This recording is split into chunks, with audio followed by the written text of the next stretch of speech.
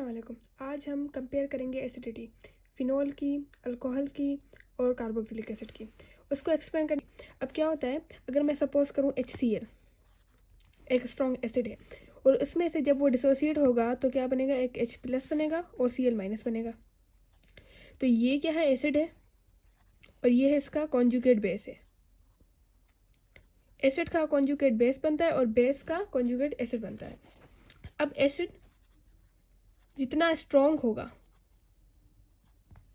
उसका conjugate base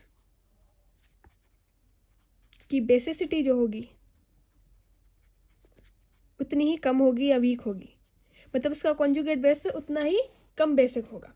जितना acid strong होगा उसका कॉन्जुगेट बेस उतना ही वीक बेस होगा। अगर मैं कहूँ HCl है, HCl अगर स्ट्रॉन्ग एसिड है तो उसका जो Cl है, क्लोरीन माइनस जो क्लोराइड आयन है, वो क्या होगा, जो कॉन्जुगेट बेस होगा वो वीक बेस होगा। अगर मैं सपोज करूँ, और इसकी स्टेबिलिटी ये देखें, अगर एसिड स्ट्रॉन्ग होगा तो उसका कॉन्जुगेट बेस जो है उसकी बेसिसिटी वीक होगी पर वो स्टेबल होगा। मतलब कॉन्जुगेट बेस की बेसिसिटी वीक होगी पर वो जो आयन है वो स्टेबल होगा। आयन स्टेबल होगा पर उसकी बेसिसिटी क्या होगी, वीक होगी। अगर हम सपोज करें इसकी अल्कोहल की और कार्बोक्सिलिक एसिड की और फिनोल की, तो हमने देखा है कि कार्बोक्सिलिक एसिड ज़्यादा एसिडिक होता है। उसके बाद फिनोल होता है जिसको हम ROH भी लिख सकते हैं, और यहाँ पे R जो है वो फिनाइल वगैरह रहेंगे। और उसके बाद जो है वाटर होता है, और वाटर के बाद अल्कोहल होता है।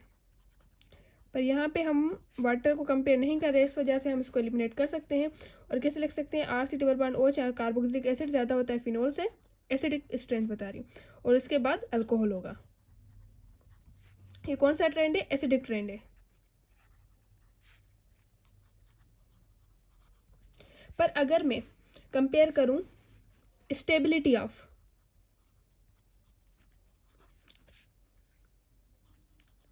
कॉन्जुगेट बेस आयन की, तो सबसे ज़्यादा स्टेबल कौन होगा, RC+O- ये होगा। अगर जैसे यहाँ पे कंपेयर करें C6H, ये भी लिख सकते हैं हम इसको, फिनाइल को C6H5O-, फिर उसके बाद अल्कोहल होगा।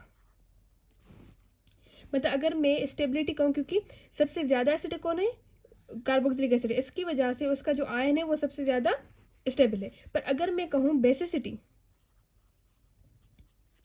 ऑफ कॉन्जुगेट बेस,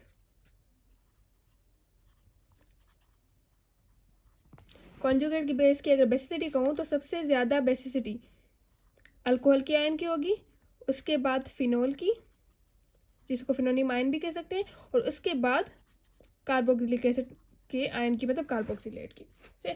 तो ये जो है ना कंपेयर हो गया कि इसकी बेसिसिटी वगैरह कैसे होगी। अगर मैं पीके और के वैल्यू को कंपेयर करूं तो ये देखें, पीके की वैल्यू जितनी ज़्यादा होगी एसिडिक स्ट्रेंथ उतनी ही कम होगी। मतलब पीके की वैल्यू जितनी ज़्यादा होगी एसिडिक स्ट्रेंथ उतनी ही कम होगी। पर अगर मैं कहूँ के की वैल्यू जितनी ज़्यादा होगी उतनी ही एसिडिक स्ट्रेंथ ज़्यादा होगी।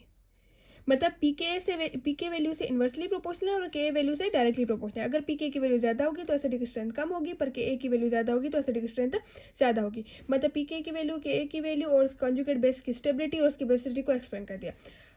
और अगर हमें यहाँ पे एक्सप्लेन कर दूँ, ये देखें, कॉन्जुगेट बेस की जो स्टेबिलिटी है वो डायरेक्टली प्रोपोर्शनल है, conjugate base stability directly proportional acidic strength से, पर इन्वर्सली प्रोपोर्शनल है बेसिसिटी ऑफ कॉन्जुगेट बेस की। एसिडिक ऑर्डर भी आ गया कि कार्बोक्सिलिक एसिड जो है वो ज़्यादा जो एसिडिक होता है किससे, फिनोल से ज़्यादा एसिडिक कौन होता है, और फिनोल के बाद कौन एसिडिक होता है, जो है ना अल्कोहल। अगर मैं कॉन्जुगेट बेस की स्टेबिलिटी कहूँ तो सबसे ज़्यादा जो है वो कार्बोक्सिलिक एसिड का आयन, उसके बाद फिनोल का आयन, और उसके बाद अल्कोहल का आयन। और जो फिनोल आयन है उसमें जो नेगेटिव चार्ज है वो डिलोकलाइज होती है, मूवेबल होती है, पर अल्कोहल में लोकलाइज होती है। अगर मैं बेसिसिटी कहूँ कॉन्जुगेट बेस की, तो सबसे ज़्यादा किसकी होती है, फिनोल का होता है, सबसे पहले अल्कोहल का होता है, फिर फिनोल का, फिर कार्बोक्सिलिक आयन का।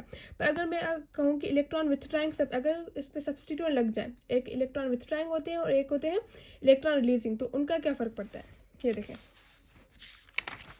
तो इसको एक्सप्लेन करने से पहले मैं 2-3 चीज़ें एक्सप्लेन कर लूँ। ये देखिए, इसमें जो फिनोल है उसकी पीएच कितनी होती है, फिनोल की pH होती है 5 to 6 होती है, 5 और 6, और इसकी Ka की वैल्यू होती है 1.3 इंटू 10⁻⁻10 होती है, और ये अफेक्ट नहीं करता लिटमस पेपर को भी, और ये इवॉल्व नहीं करता कार्बन डाइऑक्साइड फ्रॉम कार्बोनेट्स, पर कार्बोक्सिलिक एसिड करते हैं कार्बन डाइऑक्साइड को इवॉल्व फ्रॉम कार्बोनेट्स, वो हम रिएक्शन पढ़ेंगे उसके, सोडियम कार्बोनेट या पोटेशियम कार्बोनेट से वो कार्बन डाइऑक्साइड रिमूव कर देता है। और ये बात मैंने हाँ ये है कि फिनोल की जो पीके वैल्यू होती है वो 10 होती है, याद करनी है, और कार्बोक्सिलिक एसिड की जो पीके वैल्यू होती है वो 5 होती है, और अल्कोहल की जो पीके वैल्यू होती है वो 16 to 20 होती है। और अगर हम यहाँ पे आए कि इलेक्ट्रॉन विथड्राइंग और इलेक्ट्रॉन डोनेटिंग ग्रुप्स कौन से होते हैं, एक होता है इलेक्ट्रॉन विथड्राइंग।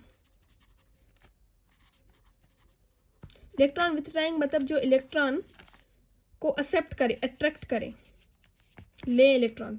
और इलेक्ट्रॉन जो डोनेटिंग ग्रुप होते हैं वो क्या करते हैं, इलेक्ट्रॉन देते हैं, डोनेट करते हैं किसी भी कंपाउंड को, मतलब ये इलेक्ट्रॉन को अट्रैक्ट करते हैं, लेते हैं, रेसिपिएंट होते हैं, और ये क्या करते हैं, electron donative group electron donate करते हैं। अब इलेक्ट्रॉन डोनेटिव ग्रुप कौन से हो सकते हैं, सपोज करें OH माइनस हो सकता है, या अगर मैं कहूँ अल्काइल ग्रुप हो सकते हैं, या वो इथोक्सी ग्रुप हो सकते हैं, जैसे मिथोक्सी वगैरह, अल्कोक्सी ग्रुप हो सकते हैं। और इलेक्ट्रॉन विथड्राइंग ग्रुप कैसे हो सकते हैं, कार्बोक्सिलेट आयन हो सकते हैं, मतलब अल्डिहाइड कीटोन ग्रुप हो सकते हैं, मतलब कार्बोनाइल ग्रुप हो सकते हैं, या उसके अलावा NO2 ग्रुप हो सकता है। इस टाइप के ग्रुप जो होते हैं वो क्या होते हैं, इलेक्ट्रॉन विथड्राइंग ग्रुप, और इलेक्ट्रॉन डोनेटिव ग्रुप के होते हैं OH होते हैं, अल्काइल ग्रुप हो सकते हैं। इस लिहाज से इलेक्ट्रॉन विथड्राइंग ग्रुप हमेशा क्या करते हैं, एसिडिटी को इंक्रीज कर देते हैं, और इलेक्ट्रॉन डोनेटिव ग्रुप हमेशा क्या करते हैं, एसिडिटी को डिक्रीज कर देते हैं। तो मतलब इलेक्ट्रॉन विथड्राइंग ग्रुप हमेशा एसिडिटी को इंक्रीज कर देते हैं, और इलेक्ट्रॉन डोनेटिव ग्रुप हमेशा एसिडिटी को डिक्रीज कर देते हैं। अगर हम सपोज करें ये फिनोल है, और यहाँ पे नाइट्रो ग्रुप, अब यहाँ पे मैंने नाइट्रो ग्रुप क्यों लगाया है, सॉरी यहाँ पे नहीं लगेगा। सपोज करें ये फिनोल है, और मैं पता है जो OH होता है वो क्या होता है, ऑर्थो और पैरा डायरेक्टिंग ग्रुप होता है। तो सपोज करें ये ऑर्थो है, तो ऑर्थो पे यहाँ पे NO2 लग गया, और फिर मैंने यहाँ पे रखा फिनोल सिंपली, और इसके बाद मैंने रख लिया यहाँ पे C3 रख लिया। अगर मैं कहूँ कि इसकी एसिडिटी का क्या ट्रेंड है, अगर मैं इनकी एसिडिटी को कंपेयर करूँ तो हमने पढ़ा है कि जो इलेक्ट्रॉन अट्रैक्टिंग ग्रुप होते हैं वो एसिडिटी को इंक्रीज कर देते हैं, और जो इलेक्ट्रॉन रिलीजिंग ग्रुप होते हैं जो इलेक्ट्रॉन को डोनेट करते हैं रिंग में, वो क्या करते हैं, एसिडिटी को डिक्रीज कर देते हैं। अगर मैं इनके एसिडिटी को कंपेयर करूँ तो सबसे ज़्यादा ये क्या है, इलेक्ट्रॉन एक्सेप्टिंग ग्रुप है, मतलब ये जो रिंग के इलेक्ट्रॉन है वो एक्सेप्ट करेगा, तो इसका क्या मकसद हुआ कि ये इसकी एसिडिटी बढ़ा देगा।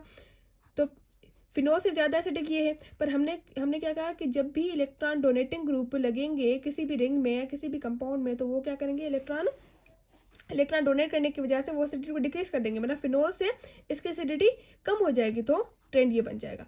तो मतलब सबसे ज़्यादा जो एसिडिक है ये होगा, फिर दूसरे नंबर पे ये, तीसरे नंबर। इस टाइप के MCQs आ सकते हैं कि ये जो है ना बेंजीन वाले टॉपिक में हम याद करेंगे कि इलेक्ट्रॉन जो है ना विथड्राइंग कौन से ग्रुप होते हैं, ऑर्थो पैरा डायरेक्टिंग वगैरह ग्रुप कैसे हो सकते हैं। मतलब पहले हमने क्या पढ़ा कि उनकी कंपेयर की एसिडिटी, फिर कॉन्जुगेट बेस वगैरह की पढ़ ली, उसके बाद सब्स्टिट्यूएंट का इफेक्ट पढ़ लिया कि एसिडिटी पे उसका क्या फर्क पड़ता है।